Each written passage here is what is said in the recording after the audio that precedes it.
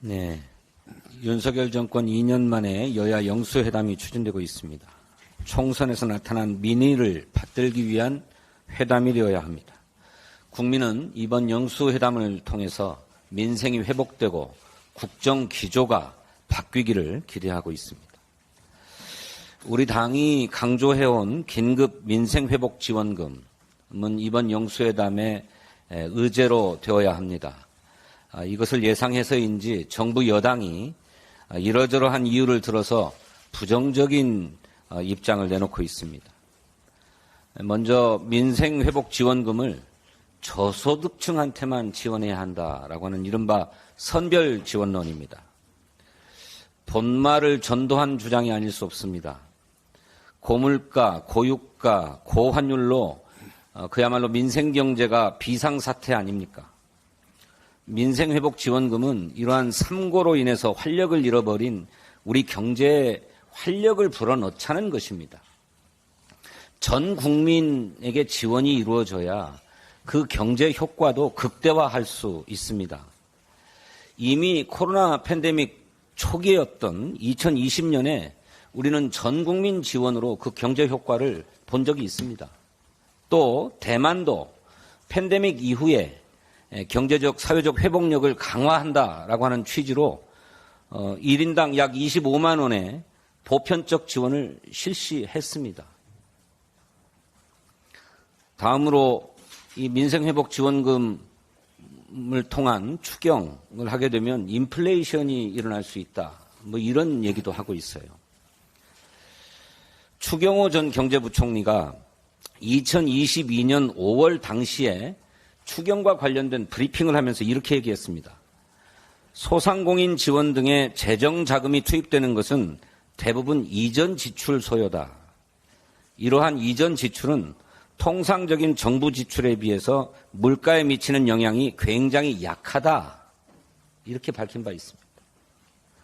민생회복지원금은 일종의 소비 쿠폰으로 이전 지출도 아닙니다마는 1인당 25만 원, 총 13조 원가량이 소요될 것으로 예상되는 민생회복지원금으로 물가가 오르는 일은 일어나지 않습니다.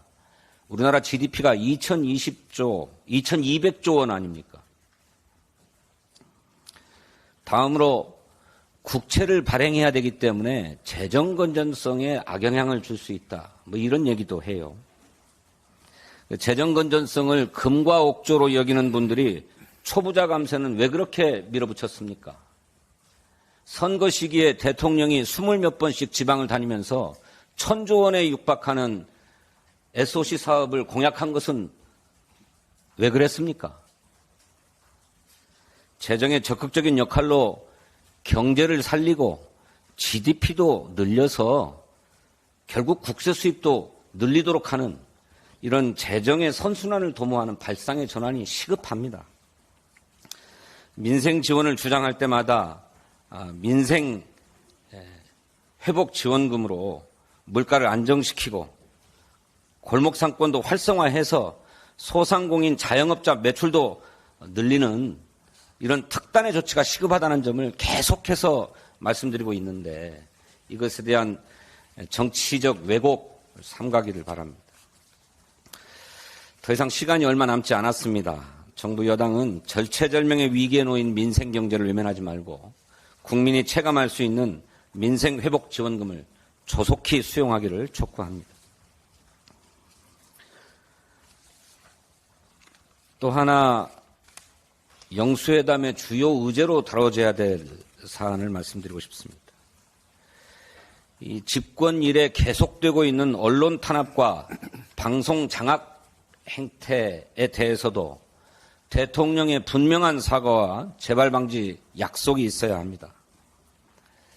우리 국민은 대통령실의 시민사회수석이 MBC 잘 들어라고 하면서 회칼 테러를 언급했다는 사실을 정확하게 기억하고 있습니다. 바이든 날리면으로 시작된 윤석열 정권의 언론 탄압과 방송 장악은 최근에는 KBS 우파 장악 문건, YTN 사형화 등으로 그야말로 전방위적으로 윤석열 대통령이 위촉한 류일임 방송통신심의위원장과 여권 측 위원들이 방송심의위원회를 완전히 장악하고 무슨 대파값에 대한 보도, 미세먼지 수치에 대한 보도 이런 것까지 트집 잡아서 심지어는 사실을 보도한 것마저도 중징계하고 있습니다. 망나니 칼춤 추듯 제재를 남발하면서 언론 자유를 심각하게 위축시키고 사실상 사전 검열을 일삼는 류일임 위원장 즉각 해촉해야 합니다. 민주당은 윤석열 대통령이 거부권을 행사해서 좌절되었던 공영방송 지배구조 개선법 제2법도 추진할 것입니다. 더 이상 공영방송의 사장과 이사들이 정권에 의해 좌지우지되는 상황이 반복되어서는 안 됩니다. 대통령은 공영방송을 정권의 충견이 아닌 국민을 위한 방송으로 돌려놓으라는 국민의 요구에 대해서도 화답할 것을 촉구합니다. 한 가지만 더 말씀드리겠습니다. 윤석열 정부가 시행도 되지 않은 금융투자소득세를 폐지하자고 하더니 어제는 정부 고위 관계자가 시장과 국회 상황을 고려할 때 폐지는 사실상 힘들고 유예하는 안이 합리적이라고 본다 이렇게 얘기했다고 합니다. 유예든 폐지든 금투세 시행을 미뤄서 부자들 세금을 걷지 않겠다는 것 아니겠습니까? 87조 원 재정적자에 나라 곳간이 비어서 민생을 구할 돈은 없다고 하면서 부자들 세금 깎아주는 데에만 전력하고 있는 정부입니다. 도탄에 빠진 국민을 구하라는 총선의 민의를 왜곡하고 부자들의 곳간만 지키겠다는 정부 입장에 민주당은 동의할 수가 없습니다. 금융투자소득세는 단순하고 효율적인 과세체계, 선진국형 과세체계를 도입하자는 것입니다. 우리나라의 금융투자 관련 세제는 후진적이다. 이런 지적을 계속 받아왔습니다. 전체 금융투자에서 손실을 입더라도 개별 종목에서 개별 상품에서 이익이 나면 세금을 내야 되는 것이 우리의 지금 과세체계 아닙니까?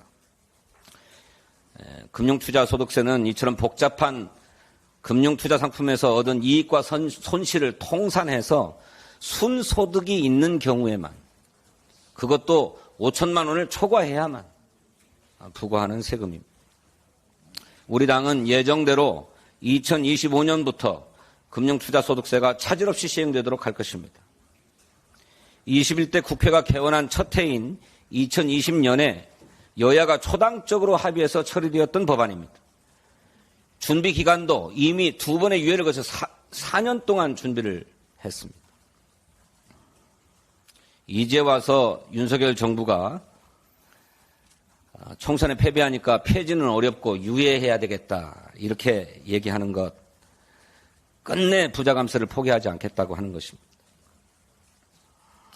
다시 한번 말씀드립니다만 경제 위기 상황에서 부자 감세로 재정 건전성을 더욱 악화시키고 소득 격차만 더 늘리는 정부의 이러한 조세 정책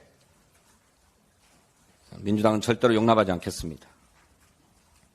정부는 예정된 법 시행을 차질 없이 시행할 수 있도록 준비에 만전을 기할 것을 촉구합니다. 이상입니다.